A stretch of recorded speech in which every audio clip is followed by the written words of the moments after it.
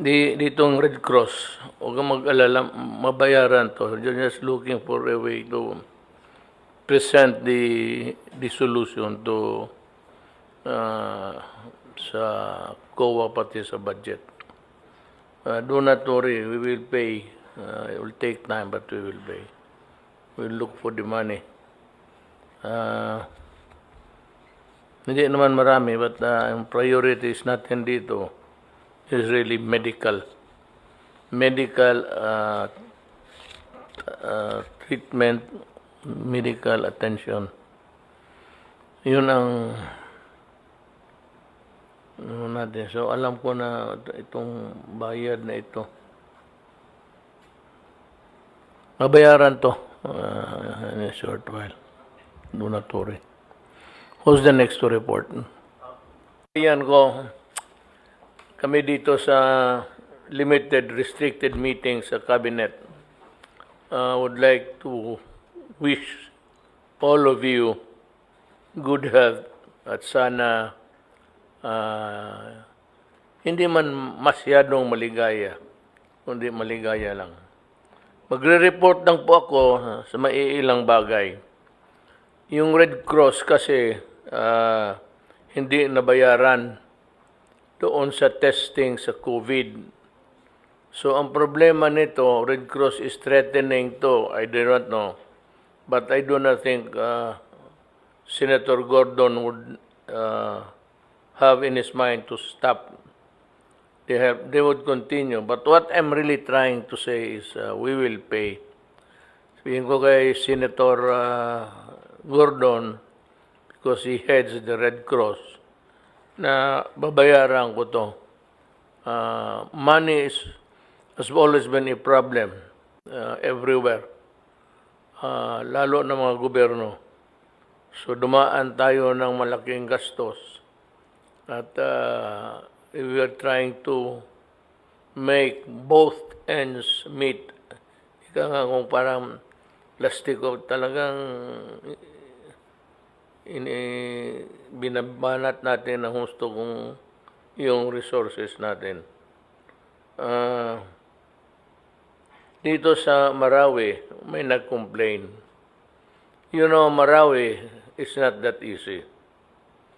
We started it and we are at it already because the clearing of explosives ang matagal. Then you have to contend with titles. Yung mga titles ninyo dyan, dubli-dubli. So, there's no title that is really very clean. As a matter of fact, the land itself belongs to the military, the whole of it. Jambanda, tawag niyan, Camp Kitle. Maliit pa kami, napunta kami. Bata pa kami. Camp Kitle. So, ini-wave na ng gobyerno niyan, there is the individual titles na nag-overlap and so many things that to solve locally. And the problem is about Marawi community itself, hindi sa gobyerno. Ngayon ang sa gobyerno sabi mo ninyo ang pera nandyan. Nasa magastos na spending billions. The money is there. Do not worry. And we will continue to spend until such time that Marawi is rebuilt to its former glory. It might take, it's not easy to do that. It might take some time before we can really reach the ideal place that you'd call home. In the meantime, itong mga tao na nagrereklamo, sabi, there is no liberation of Marawi yet. Look, government liberated Marawi, not from the people of Marawi. We do not do that and we never did it. We liberated Marawi against the terrorists, Maote, pati yung ISIS. Yun ang nangyari dyan. There's no such... You're using the word liberation. We never said that it is occupied by anybody except by the government and the peace-loving Filipinos. Of course, it is not freed by the activities of the terrorists. But if you're talking about liberation, tapos na yan at the expense of blood of both sides. Pero sa akin, mas masakit kasi I'm the commander-in-chief. Marami akong sundalong namatay. We are doing our best. We did not ask for this fight. We had to destroy because it was the only way to put down the enemy. They were also taking cover in buildings. Kaya ganon ang nangyari. Dito sa... I'd like to report to you that according to the DDP,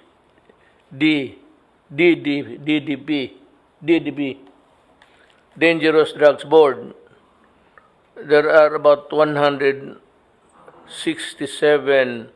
million or 2 out of 100 people, Filipinos aged 10 to 69 are current users of drugs. In the past, yung panahon de la Rosa, umabot yan ng almost 4 million. And how much has been reduced in the use of shabu, I really do not know until now. But we are still in the thick of the fight against shabu. Ito lang ang masabi ko. Nag-warning talaga ako sa inyo. Lalo na yung mga dealer.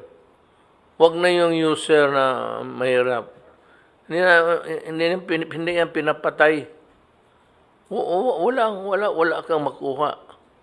Naghihintay lang yan kung mayroong supply o wala. But in the meantime, they are indolent. They do not want to work, laggards, because their minds are destroyed by drugs. Kaya ako, I grieve for the Filipinos na tinamaan ng droga. Talagang masakit sa akin because it's a waste of life. In the end, it will destroy the nation if it is allowed to go on, and if no decisive action is taken against them, it will endanger the security of the state. Yung sa corruption, lahat ng bidding must be published. I would like to remind everybody, every department of this. Governments will pay. Magbayad ang gobyerno, mag-publish tayo ng mga, lalo na the big tickets, yung mga bilyon-bilyong na mga proyekto. I-publish natin magkano o ilang bilyon ba yan o milyon. Then, hindi pagkatapos ang mga bidders. So by just looking at the bidders, makita mo may mga hausyaw. Yung participate in the bidding without really participating, but they just put their name there and go down, ibagsak yung presyo. So yung babagsak yung presyo, siya ang manalo. Yun. So ang 100 million, sabi niya, gawain ko lang ito at the expense of about 80, 70. Magbigay pa siya sa mga opisyal na mga kurakot. Kaya ganyan ang nangyari. So by just looking at the bidders, I should know that they are legitimate, yung talaga. at ma-check ko kung ang mga takbo ng kanilang trabaho. Again, before I forget, itong mga sa droga, balikan ko lang, I forgot to, this important advice, that parents should have also a shared responsibility. Dapat kayo rin ang masisi nito kung ang inyong anak pupunta na doon sa tawag ni yung kanta ni Prrd Aguilar, anak. Yun yan eh. Pinabayaan ninyo. Check on your children. Always. Supervise, check. Kasi dyan ninyo mapaalagaan ang kapakanan ng anak ninyo. And kung meron kayong, ang akin is corruption and drugs. Kung meron kayong nalaman na use 888, 8888, 4 na 8. Sabihin mo ang pangalan. Sabihin mo ang pangalan ng engineer. Karamihan dyan sa DPWH, mga project engineer. Dyan ang sa baba ang si Villar mayaman. Secretary Villar marami pera, hindi niya kailangan mangurakot. Ang problema sa baba, malakas pa rin hanggang ngayon. Kaya niya sa mga project sa baba, yun ang laro dyan. So, we might maybe place another structure to improve the integrity of the project.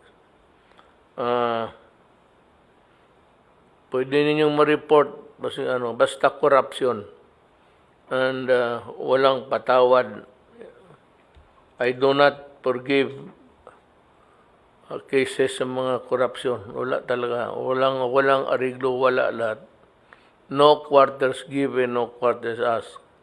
Kagaya rin sa droga. Walang pabor-pabor dito. No question that I am really mad. Galit ako sa droga. Kaya kung mamatay ka, kasi galit ako sa droga. Yun ang sinasabi ko. Kung yun ang sinasabi ko, dalhin ninyo ako sa korte para ikulong, fine.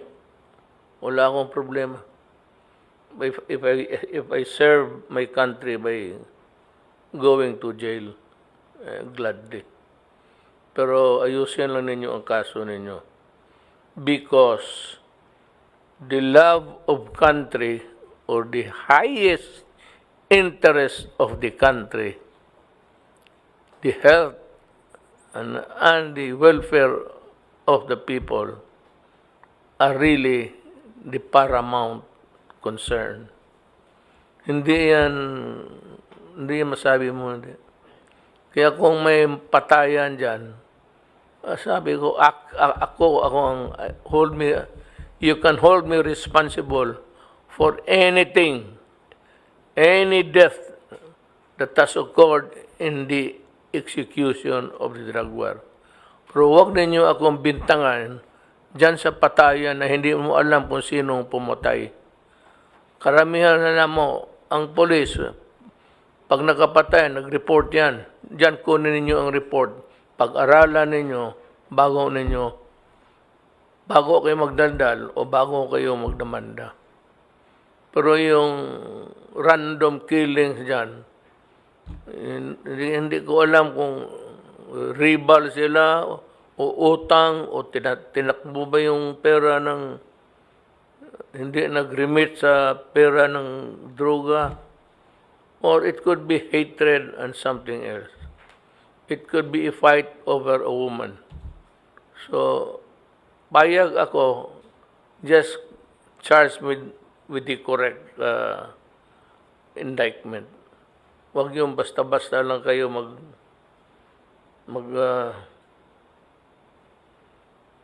sabi na punta kayo ng